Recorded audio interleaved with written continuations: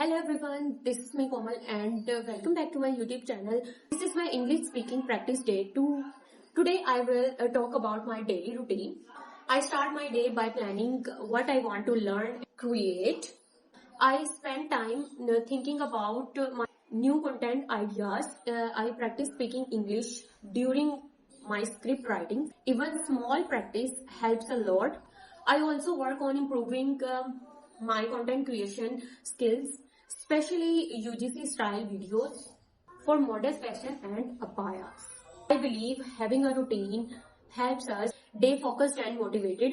Some days are easy and some days are difficult, but I stay consistent. This journey is not about being perfect, but it is about showing up. If you are also trying to improve your English or start content creation, remember, be patient with yourself.